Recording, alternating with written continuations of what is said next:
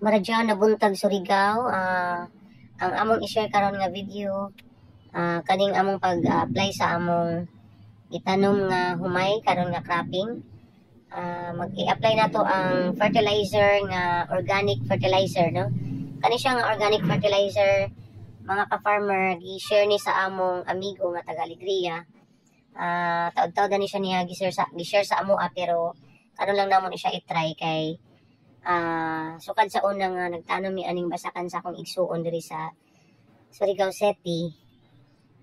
Gi-ofera namin ni ani niya nga fertilizer pero wala namo siya gigamitan og organic. So this time ato siyang i-try kung unsay kalainan kumpara atong mga miagi nga mga cropping nga kung diin wala mi nagamit ani nga fertilizer.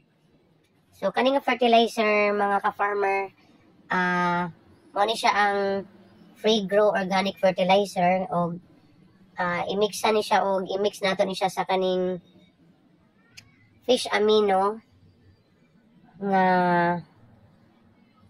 para ni siya sa mga insekto nga mag-protect sa mga insekto nga dili siya makadapo sa atong tanom, no? Og ang kaning free grow nga fertilizer para ni siya sa vitamina para sa maayo nga pagtubo sa atong tanom nga humay.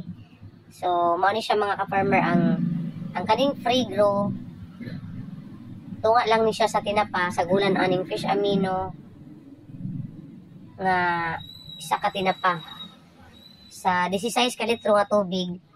Mao ni siya ang sakto nga mixing, og kani pud siya nga fertilizer na ni siya tulumanon kay dapat i-spray ni siya alas 5 sa buntag hangtod alas 9 sa buntag. Nya pagkahapon pwede po ni siya i-spray mga alas 3 sa hapon to alas 6. Kay dili man siya pwede i-spray nga kanang ang suga hiti kaayo, kay dili na siya i-absorb sa atong tanom. So mao ni siya ang atong pag-mixing sa fertilizer nga kaning free grow organic og fish amino. Then i-apply po ni siya, mga ka-farmer, every 15 days gikan sa pag-transplant. So since kay naulahin naman may pag-spray, dapat man ni siya katong after before or after jud pag transplant sa atong itanom nga humay, ato na ni siyang i-double dose. So karong adlaw pizza size sa bulan sa January, nag-spray ta, din after 10 days atong atruhan og spray, then every 15 days na dayon hangtod mahurot ang kaning fish amino. Then ang katong free grow nga mabilin ato na pong mixan og katong isa ka klase nga fertilizer nga para sa pagbuntis sa atong tanom nga humay. Mao to siyang i-mix na pag mahurot na ni siyang fish amino, i-mix na pod sa katong free grow og ang katong para sa murag foliar kibali siya nga fertilizer. So kani among gitanom nga humay, ang variety ani niya 160. Kani siya nga binhi, dalian na ni siya ma-harvest. So kung gitanom namo ni siya atong December 30 mi nagtanom, so most probably kuan ni siya mga last week of March or first week of April.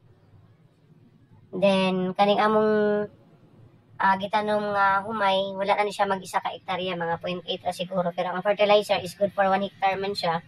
So amo gyapon siyang ihurot og spray, kay sayang man pod og imo pang dili na to ihurot og spray ang kaning 3 ka galon nga organic fertilizer nga gi-offer sa among amigo nga taga Alegria. So mao na mga ka-farmer, while busy ang akong partner pag-spray sa basakan, ako po diri nagkabisi og timpla-timpla aning kape, kay kapoy man pod kayo maghulat-hulat o magkuan na ta, magsigira taglantaw. So kape-kapihan siya nato panagsa. So mora tong among i-share karon nga video karon nga semana, mga after 10 days i-update na pod namo kamo mga ka-farmer sa among next nga pag-spray dinhi sa among tanom nga humay diri sa Surigao City nga area. God bless, and may you have a happy weekend ahead. Thank you for watching. Babash.